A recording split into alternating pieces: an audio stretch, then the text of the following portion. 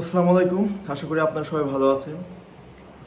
আসলে আমি আমার পরিচয়টা দিই, আমি একজন সিঙ্গাপুর প্রবাসী। আমি অনেক যাবত প্রবাসে আছি। তো রিসেন্টলি আমি একটা ভিডিও দেখলাম যে নগদের পক্ষ থেকে যারা প্রবাস থেকে আসছে এয়ারপোর্টে তাদেরকে লাল গালিচার শুভেচ্ছা দেওয়া হচ্ছে, তাদেরকে ফুল দেওয়া হচ্ছে। তো বাংলাদেশের বড় বড় সেলিব্রিটিও দেখলাম ওখানে। আসলে এই যে তারা যেটা করতেছে এটা একদিনের জন্য অভিনয়। এই অভিনয় একদিনের জন্য করে ভাই কোনো লাভ নেই। আসলে বুঝতে হবে প্রবাসীরা কি চায়। যখন আমরা দেশ থেকে বাহিরে যাই তখন আমাদের সঙ্গে নানানভাবে বাজে ব্যবহার করা হয় এয়ারপোর্ট থেকে, এবং যখন আসে তখন তো আপনারা এই চিত্রটা সবসময় অহরহ দেখতে পাচ্ছেন যে আমাদের লাকিজগুলো কীভাবে কেটে মাল চুরি করে নেওয়া হয়, এবং দেখতে পাচ্ছেন যে কিভাবে লাকিজগুলো আঁচড়ানো হয়, কিভাবে দুর্ব্যবহার করা হয়। আমরা অনেকদিন পর দেশ থেকে বাহির থেকে যখন দেশে আসি, তো আমরা ফ্যামিলির জন্য, প্রিয়জনদের জন্য কিছু জিনিস আমরা অনেক যত্ন সহকারে নিয়ে আসি। তো যখন সেগুলা বিমানে ওঠানো হয় খুবই বাজে ব্যবহার করা হয়। অনেক সময় অনেক জিনিসের উপরে দেখা যায় যে ভেঙে যাবে সেরকম স্টিকার লাগানো থাকে যে এটা ব্রোকেনের সম্ভব, ভেঙে যাওয়ার সম্ভাবনা আছে, এটা যেন সেভাবে নেওয়া হয়। তো তারপরেও সেই জিনিসটাও তারা ঠিক সেভাবে উঠায় না। তারা ওটা দেখার পরেও আরও জোরে জোরে আছাড় দিয়ে দিয়ে সেটাকে ফেলে দেয়।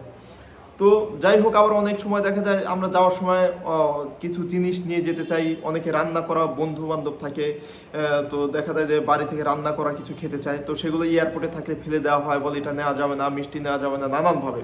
অথচ যখন কোনো ভিআইপি যায় তখন দেখা যাচ্ছে ভিআইপি মনে যেটা চাচ্ছে, যা চাচ্ছে তা সব কিছু তারা নিয়ে যাচ্ছে।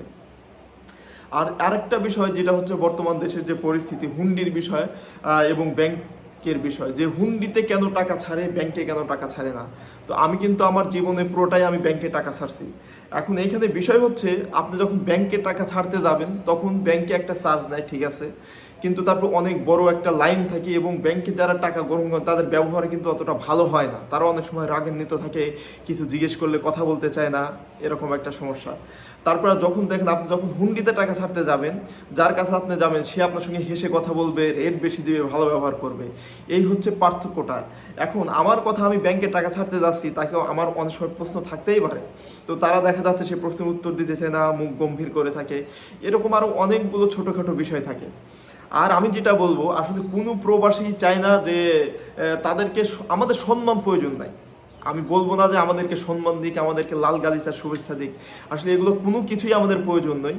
আমার কথা হচ্ছে, আমি যখন দেশে আসব আমার জিনিসগুলো যাতে সেফ থাকে, আমার সাথে যাতে খারাপ ব্যবহার করা না হয়। কারণ আমরা চোরও না, ডাকাতও না, আমরা চুরি করতে যাই না, চুরি করে আসিও না। তো যার কারণে আমাদের সঙ্গে খারাপ ব্যবহার করা হবে।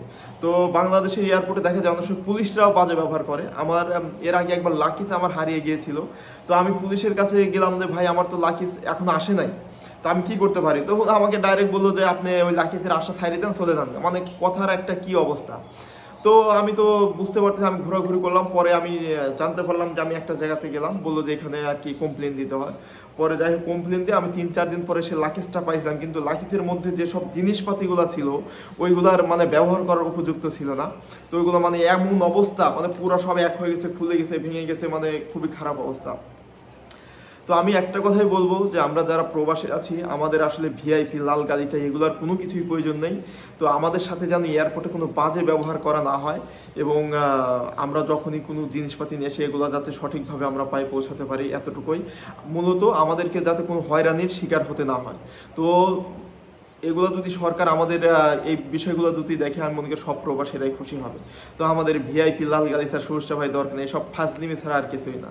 ওকে, এই সব নাটক বন্ধ করেন, এগুলো আমার মনে করে প্রয়োজন নেই। তো সবাই ভালো থাকবেন। তো যদি আমার ভিডিওটা ভালো লাগে অবশ্যই আপনারা শেয়ার করবেন।